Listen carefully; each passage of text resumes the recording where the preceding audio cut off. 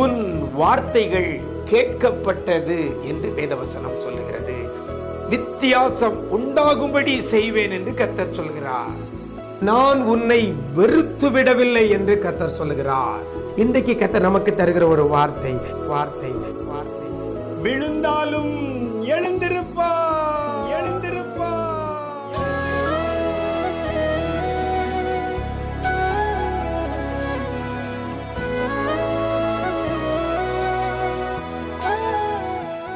கிறிஸ்துவில் பிரியமானவர்களே, ஆண்டவரும் இரட்சகருமாகிய இயேசு கிறிஸ்துவின் ஈடு இணையற்ற நாமத்தில் உங்களுக்கு அன்பின் வாழ்த்துக்கள். நல்லா இருக்கிறீங்களா?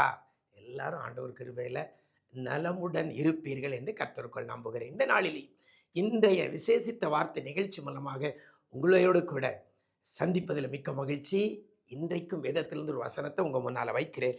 நீதிமொழிகளின் புஸ்தகம் 24ஆம் அதிகாரம் 16ஆம் வசனம் சொல்லுகிறது, விழுந்தாலும் திரும்பவும் எழுந்திருப்பான் என்று வேதவசனம் சொல்லுகிறது. திரும்பவும் எழுந்திருப்பான். எப்போ? விழுந்தாலும். எனக்கு அருமையான தேவஜனமே, இன்னைக்கு அநேகர் பல இடத்துல விழுந்து கிடக்கிறோம். வியாதியில் விழுந்து கிடக்கிறோம், கடன் பாரத்தில் விழுந்து கிடக்கிறோம், பாவ பழக்க வழக்கத்தில் விழுந்து கிடக்கிறோம், பொருளாதாரத்தில் விழுந்து கிடக்கிறோம், சமாதானத்தை இழந்து நிம்மதியை இழந்து துக்கத்தில் விழுந்து கிடக்கிறோம். ஏதோ ஒரு காரியத்தில் விழுந்து கிடக்கிற பிள்ளைகளாக நம்ம இருக்கிறோம்.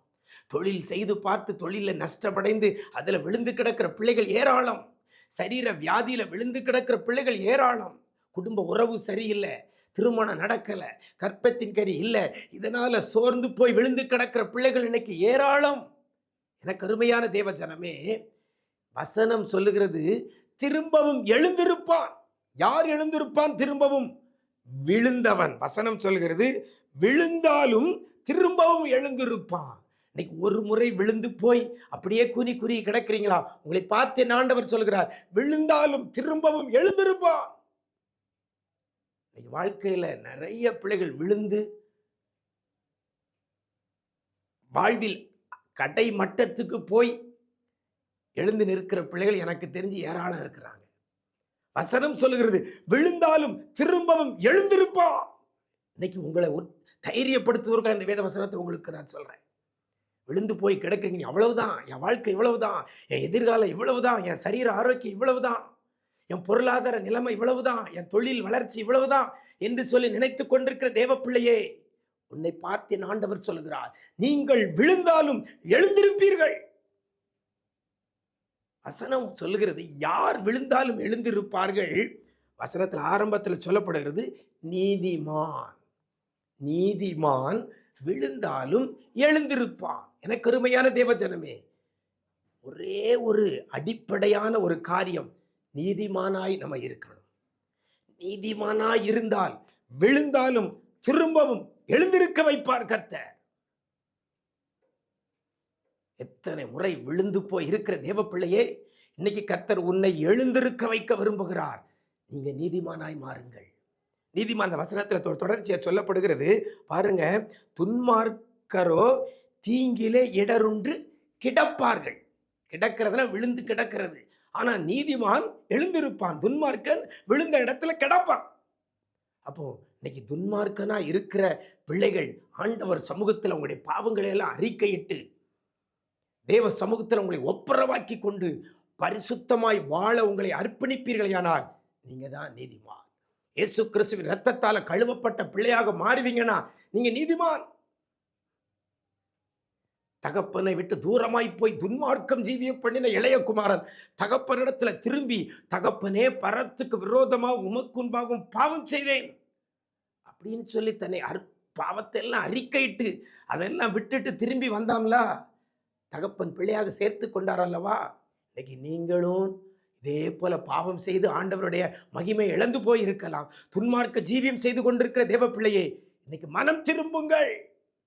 உங்களுக்காக கல்வாரியிலே இரத்தத்தை சிந்தி ஜீவனை கொடுத்து 3ஆம் நாள் உயிரோடு எழுந்த அந்த ஆண்டவர் உங்களை நீதிமானாய் மாற்ற துடிக்கிறார். உங்க வாழ்க்கையை ஆண்டவரிடத்தில் அர்ப்பணிங்க. விழுந்து கிடக்கிற தேவ பிள்ளையே, கடன் பாரத்தில் மூழ்கி கிடக்கிற தேவ பிள்ளையே, வியாதியில சிக்குண்டு போய் இருக்கிற தேவ பிள்ளையே, உங்க வாழ்க்கையை இயேசுவினிடத்தில் அர்ப்பணிங்க.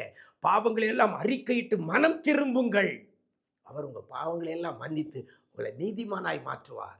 நீதிமான் விழுந்தாலும் திரும்பவும் எழுந்திருப்பான். அதில் வசனத்தில் இன்னும் சொல்லப்படுகிறது, நீதிமான் 7 தரம் விழுந்தாலும் திரும்பவும் எழுந்திருப்பான். நீங்க எத்தனை முறை விழுந்திருந்தாலும் சரி, கர்த்தர் உங்களை எழுந்திருக்க வைப்பார். நீங்க நீதிமானாய் மாத்திரம் இருங்கள். அப்படிப்பட்ட கிருபையை கர்த்தர் தருவாராக. நாம் ஜெபிக்கலாமா?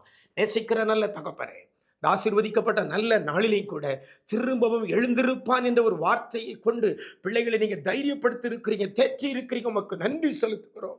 என்னென்ன காரியத்தில் பிள்ளைகள் விழுந்து கிடக்கிறார்களோ, பொருளாதாரத்தில், சரீர ஆரோக்கியத்தில், ஆவிக்குரிய காரியத்தில், இன்னும் தொழில் காரியங்களில், குடும்ப காரியங்களில், எதிர்கால காரியங்களில் விழுந்து கிடக்கிற பிள்ளைகளை ஆண்டவரே அப்படியே விழுந்து கிடக்காதபடி, துன்மார்கள் விழுந்து கிடக்கிறது போல கிடக்காதபடி பிள்ளைகளை நீங்க எழுந்திருக்க பண்ணுங்கப்பா.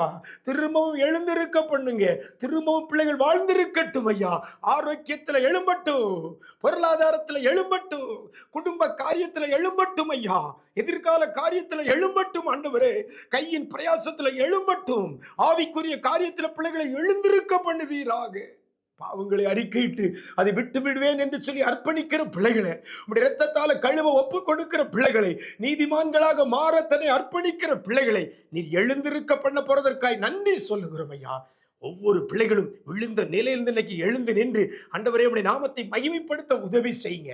நன்மையும் கிருபையும் தொடரட்டும். இந்த நாள் முழுதும் பிரசன்னத்தில் மூடிக்கொள்ளுங்க. மீட்பர் இயேசுவின் மூலம் ஜெபிக்கிறோம் நல்ல பிதாவே. ஆமென், ஆமென். பிரியமானவர்களே, நீதிமானாய் மாறிவிடுங்கள். எத்தனை முறை விழுந்தாலும் கர்த்தர் உங்களை எழுந்திருக்க பண்ணுவார்.